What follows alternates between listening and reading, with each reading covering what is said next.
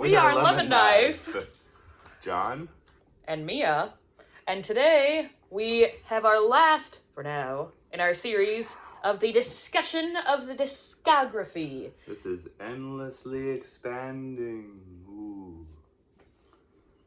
Which is our last, but not latest album. And probably not least. I don't think least. No. No. I don't know if any of them... Maybe least. Hard to say. You'll find out today. Least tracks, I guess. Yeah, least tracks. Besides our EPs. But anyway. Tell us a bit about where you were coming from when you were thinking about endlessly expanding and your cover design and all that, John. Well, we were originally going to make it a full concept album. Oh, yes. So I thought, because Mia really likes concept albums, and so I thought that would be fun to kind of, see if we could do that.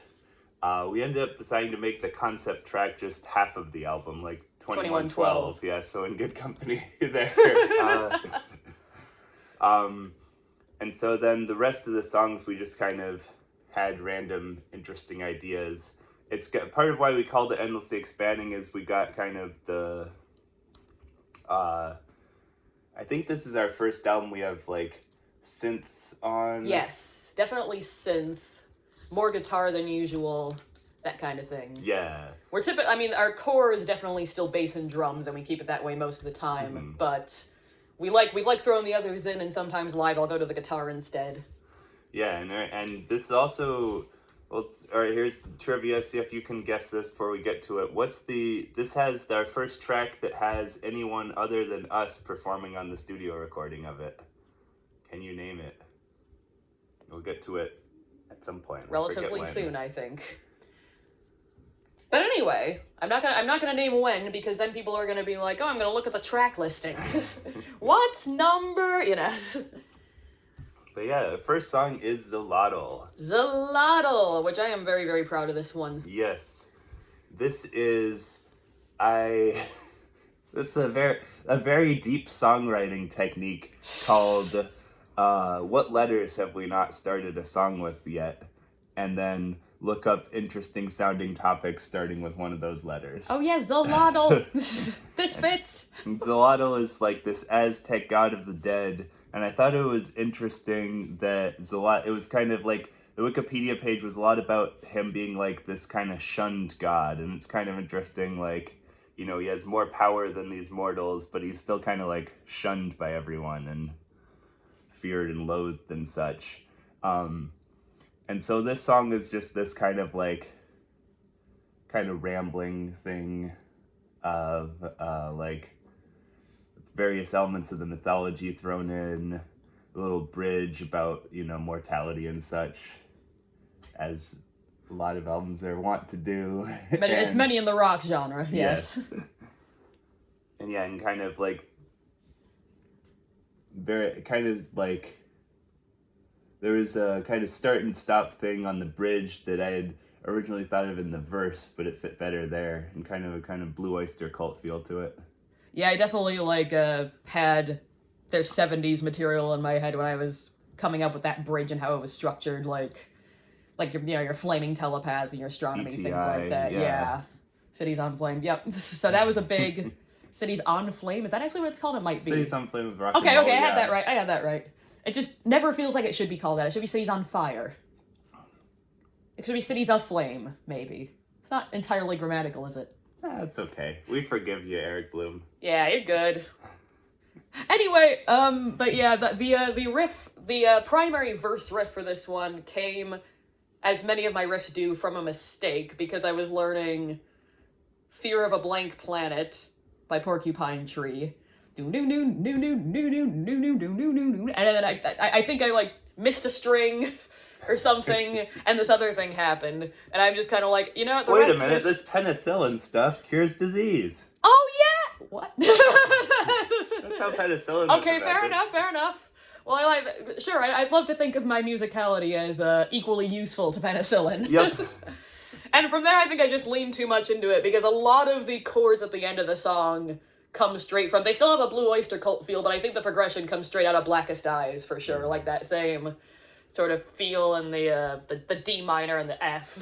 We were trying to cover Blackest Eyes the other day, and I realized, like, the drum beat I was doing on the verse was the same as the drum beat I do on the verse of Zolotl. So there was that. There was the ending. That was also the chorus to Blackest Eyes. A lot of material borrowed from Stephen Wilson here for sure. Yeah, but a lot of different stuff going on. This one we have there's the big synthesizers on the chorus. Yes. So how did we end up putting those in? So it was my mom's keyboard that she'd given it to me some time ago. And the thing about it is it has got a great sound, but it's an older keyboard, so it's pretty quirky. So I had to like manually set the knob to be in time with the rest of the studio recording. There wasn't like a tempo you could set. It was an arpeggiator. And so I had to like keep quickening it. That was a little bit of a pain in the arse, I remember. How did we end up deciding to put it in there? Did we end up deciding to put it in? I guess, yeah, what made us decide exactly? I think you had that idea. Ah, okay. And I just did it. So I was throwing the tennis ball over the wrong side of the court. How do you mean? No, to ask you, I was thinking like, oh, Mia will know why that's in there. Yeah, I think I just thought like it would sound cool. It'd make the chorus bigger. And yeah, it's a very like it's a somewhat routine synth. You'll hear that pattern in like Bliss by Muse or Panic Attack by Dream Theater. That but I think like slowed down it sounds really cool and fitting here. Yeah. And that's another one where we changed the time signature, right? Like yes, we go from 6/8 to 4/4, I think. Yeah. And yeah, I think and this is also the first one we do where it's kind of like we can play a version of it live, but I think it's our first. I think all our previous albums, everything we could fully play live, like they're all like bass or guitar and drums. This one we have guitar, we have bass, we have drums, and we have synth. So this is not the answer to the question. I did overdub the guitar, the bass, and the synth, so we don't have a guest on this one. Yeah. How'd you end up writing, like, is this the first time you had written kind of guitar and bass to complement each other? I mean, subconsciously, I feel like I always have to consider what it would sound like with bass so I can form it on guitar or vice versa. But yeah, I guess like explicitly, yes. And it kind of made sense here where it's like, we have a lot of songs, we don't need to be able to play all of them live if we have an idea that doesn't work at this point. And John decided I should do a guitar solo, which was a terrifying prospect. It sounds amazing. It's incredibly simple. You're gonna see like, YouTube warriors in the future be like, why is this that great? You just add on a bunch of reverb. It sounds really cool, and then it keeps going over the ending. Yeah, I think it's just a really, really good song we put together here. I have it at number 1. Woo! Love it. I have it at number 4 myself. I also love it. All right, so that's 8 minutes on the first song. All right, we might split this into 2 after all. We'll see, won't we? We're enthused, folks. Next up is Two Atomic Heroes. Talk about like song taking on relevance. So this is going back to the historical well. This is a song about 2 separate historical incidents: Vasily Arkhipov in the 60s during the Cuban Missile Crisis, and Stanislav Petrov in the 1980s during the kind of heightening of the Cold War then. And they're 2 kind of Russian officers who, in Archipov's case, like refused the orders of their superior to like fire nuclear missiles, and in Petrov's case, like his kind of automated system told him he should fire, and he didn't because he thought it might be a false alarm. And so, like, in both cases, they basically single-handedly averted what would have turned into a nuclear apocalypse, like going against kind of like all the things they had been like ordered to do and stuff. So it's kind of in honor of them.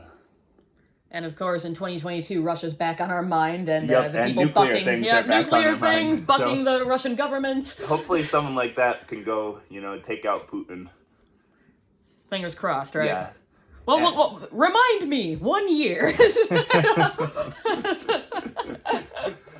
And then this was actually the fun thing with this was that I emailed it to Mark of So Very Wrong About Games because they love Vasily Arkhipov there. They have Arkhipov Day, Mia's birthday. Oh, yes! I always forget whether it's Archipov's birthday or the day he prevented nuclear war. But October 27th, and Either way, they I'm made fine it with that. the official song of Arkapav Day for them. So we wrote the that was Arkapav fun, Day anthem. yes.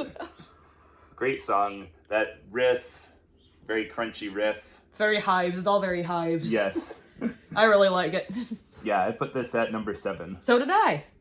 That might be the first time we have the exact same ranking on something. I think we've had one or two. Maybe, but we yeah. tend to line up pretty well on this. Yeah. Yeah, and this one has been basically every show since we wrote it. And it's always a lot of fun to play live. Quick, punchy, Going back fun, and forth a bit. catchy. A lot of fun to sing and play. Absolutely. Now the opposite in terms of doing live. Up next we have Melody's Number.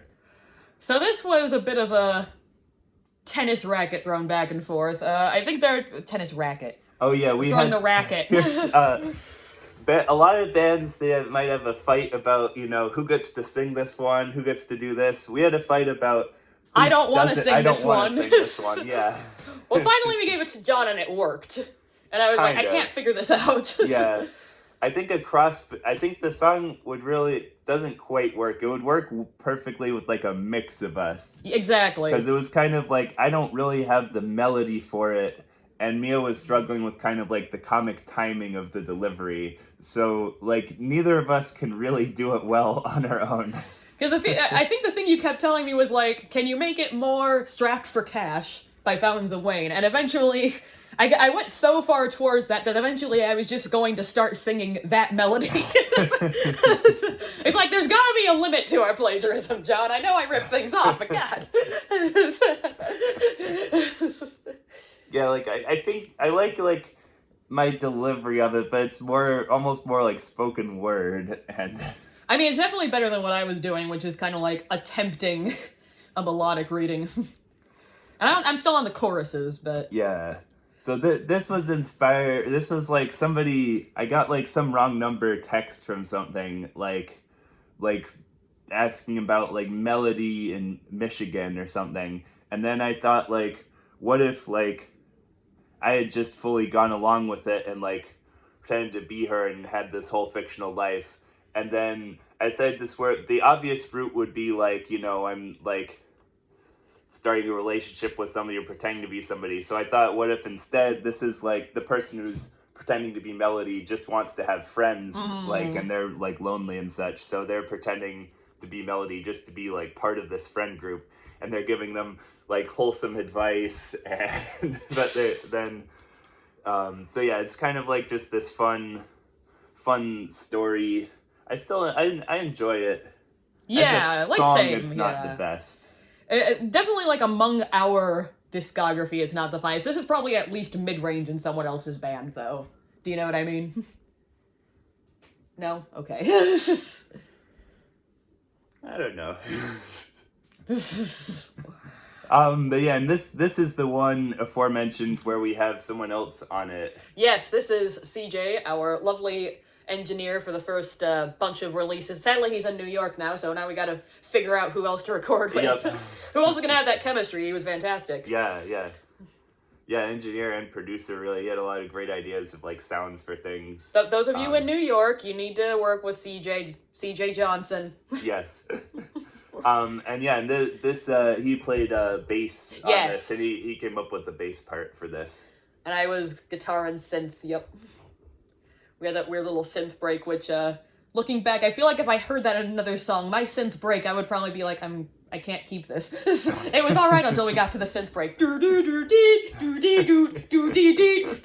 I'm the one that's typically more bugged by that than John is. Alright, anyway, I gave this song a 34. And I gave it a 38. I probably would have nudged it up had we not already done the other rankings. But overall, like, I still enjoy it despite that number. I think it's just not where a lot of other things are. Yeah. It's got another great rhyme of what, like, talk about midterms. Yes. I know I'll get caught, but this is the interim. Yes. Yeah, it's a fun one. For sure. Alright, what's next on the album? Great Journey. I already see we're deviating on this a little bit, ranking-wise, and let me tell you why. It's because you don't have to sing it. You go up there and try to sing it once. Tell me if you stay at that ranking. Just once, John. Okay. All right, so Anyway. this one is kind of like we had been playing a lot of Halo, Yes. and so I said like write some Halo connected lyrics. I didn't want it to just be like Halo, so what I thought was like the first verse is kind of like tons of Halo terms and things like all like fit into the lyrics. And then I kind of made it just this kind of general, like, wanderlust type song. But it's similar imagery in the second bit. Yeah, similar imagery in the second bit. Kind of inspired by, like, in Halo, the villains, kind of like the Covenant. They want to go on this great journey. Like, what they think in their, like, kind of religion is the great journey. What's really activating these, like, I guess spoilers for the first game in the 20-year-old series. Yes, I think we don't have to worry about spoilers at this point. Massive, like, weapons that will wipe out the universe. So it's kind of like... That's the journey. It's exploding everybody. Yeah, so it's kind of like, what if the thing you, like, seek is the thing that will destroy you? That kind of pretentious thing. I think, once again, you're, like, maybe exaggerating your own philosophies a little bit, like you did on Cold Burn a little bit, which is interesting. Yeah, I'm kind of, like, interrogating myself. And then, like, musically, we kind of gave it, like, that very tom-heavy beat, like, the main kind of... Very, like... beat in Halo, prog main sound adjacent. in Halo. Yeah. And then, like, the vocals are very fast, as Via knows. Yes. Well, I had to come up with... The thing is, I had to come up with some kind of melody to that. And then John had given me the cadence, and I have to come up with that. So now I'm singing, like, a goddamn Irish jig. I think the melody of my vocals is the same as the melody in the guitar solo of a song called Animals by Muse, which has a similar, like, time signature and pacing. So I was like, what if instead of borrowing a vocal melody from someone, I borrow this guitar solo? Or not the same melody, but like a similar kind of feel to it, that kind of frantic sort of. But but of course that one's about Wall Street, so and this one's about Halo and Wanderlust, so a bit different in the you can't really anyway. But yeah, like I like what we came up with musically there.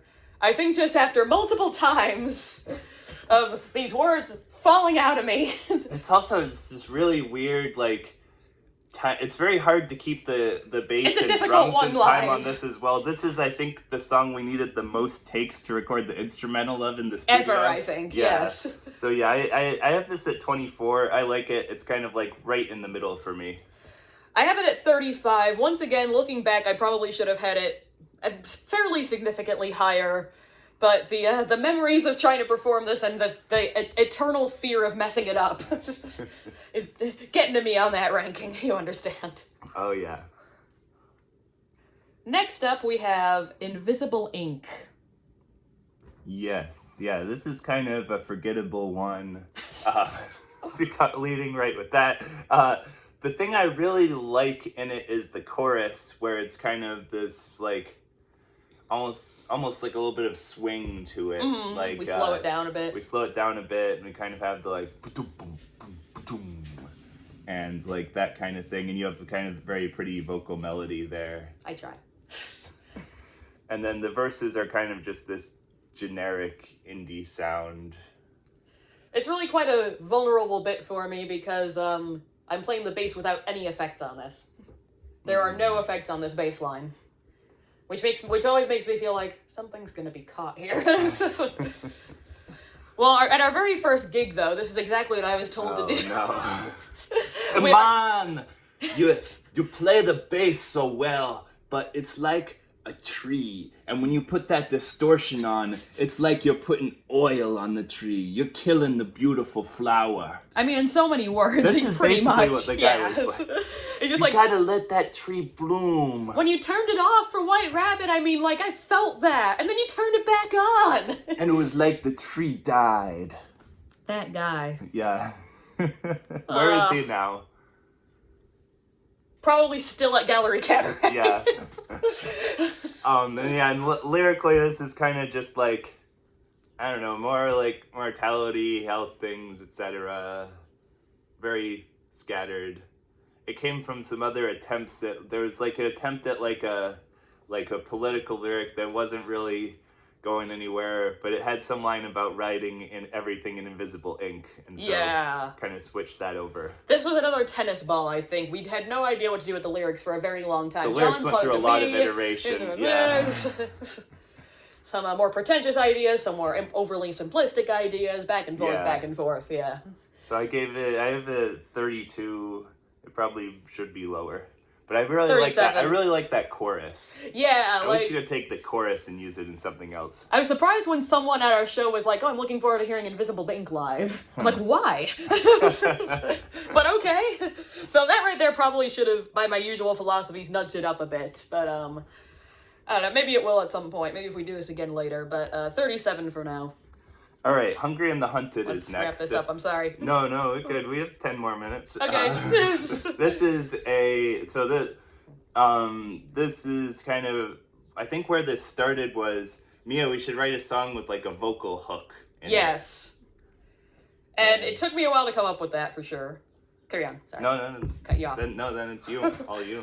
And it's an extremely common theme for any band that went through the pandemic. It's live music! And for me, it kind of came from both, I'm glad live music is coming back, and fears during the pandemic of what if concerts just never happen again? Because there was all this, thing about virtual concerts in the future, and, some bands will never go back to the stage, and just people in a usual life being like, kind of decrying concerts as this really dirty place, but we're fine with sports crowds. And it's just like, it's like, is that just it? Like, what if live music is now, like, what if I just went through history, and now that's going to be history? What the hell am I going to do? I love this stuff, And at some point I was bored, and I mentioned Muse too often, but they came out with I think, like, live streamed a performance from like 2008 or something, just kind of being like, hey, remember when we did this charity gig? Watch it again, because this was like October of 2020, and I watched it, and I just kind of was overcome by this, like, God, I really miss this, I really want this to happen again, like all this mania on stage and everyone enjoying themselves and, kicking around the balloons and everybody just going nuts with their, like, live takes on their studio songs, all these things that only happen on stage. Don't let it go away.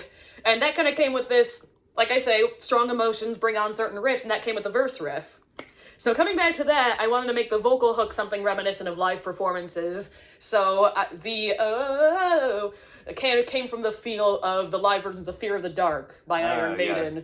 And so that was a direct response to, like, those things that happen live that are very organic.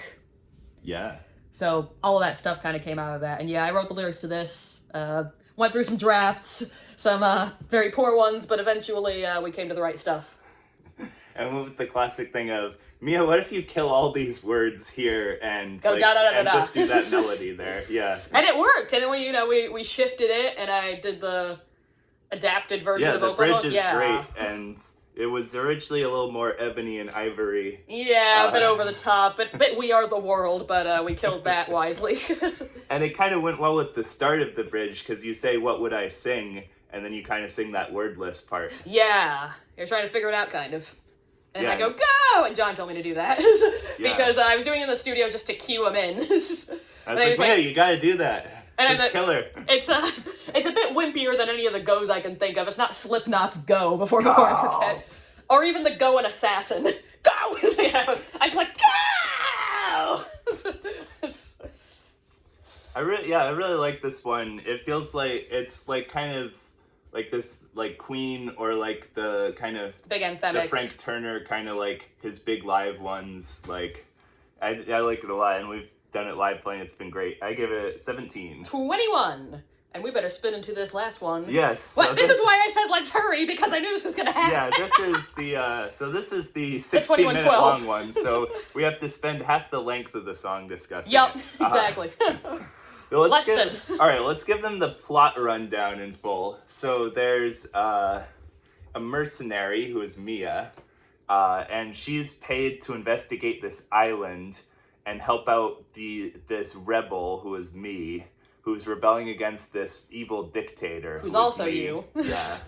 And then when they kill the dictator, and then they find out that, like, the rebel kind of betrays the mercenary, kills her, and takes over the island, because it's actually an island where people go, the first time they die, they go to this island, and then, and then if they die again, they normally die, but the mercenary is, like, brought back to life because she's neither good nor evil.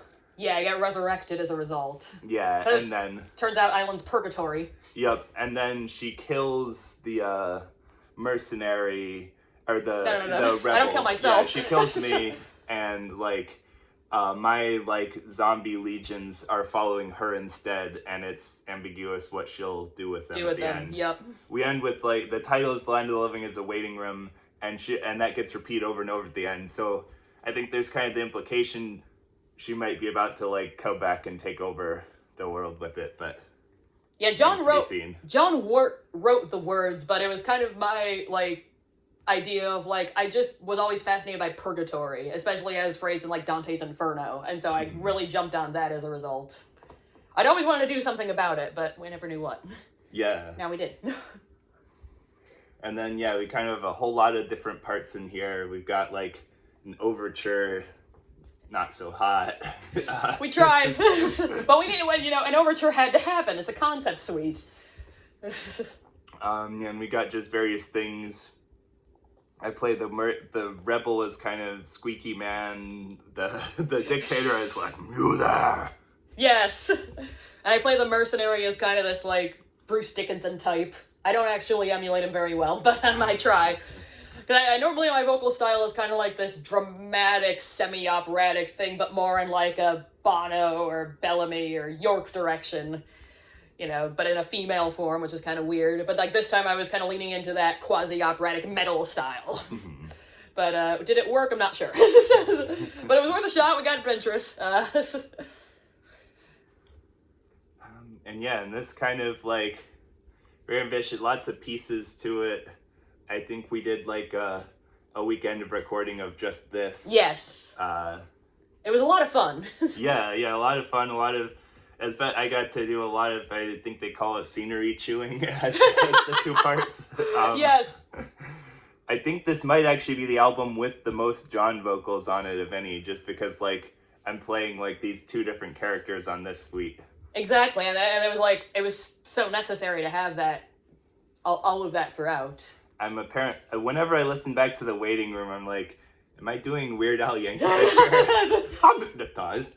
You're doing like David Byrne meets Weird Al, is what I always think. I don't think it's a bad thing. No, I mean, it's the rebel like getting devoured by zombies. So you're always about half Fred Schneider anyway, so it works out. Yeah, and then the line in the waiting room that was improvised. Oh, yes! So we have me getting eaten by zombies, and then there's like a wordless chorus kind of, and I just kind of threw on, that's my arm! And we figured it was just fucking around, yeah, and we were like, let's CJ keep that. burst out laughing. We need to keep that. What if we keep that? And ever since, live performance, everything, it's always staying there. It's a requirement. So it's a lot of fun. It's like it's adventurous and, you know, expanding, but like it's also kind of comical. You know, we know it's ridiculous, and you know we'll let you know that we know it's ridiculous, and I think that's the best combination to have. Yeah, I have this at 21. And I have it 20. The close. Neutral song. There you go. So yeah, that's endlessly expanding, an interesting mix of things. It has my number one. It has a couple in the 30s, so it's a nice split. Bag. But yeah, a lot of really nice ones to bring out. A lot of stuff I have pride in for sure. So yeah, we will see you the next time we do a video. We're on fire.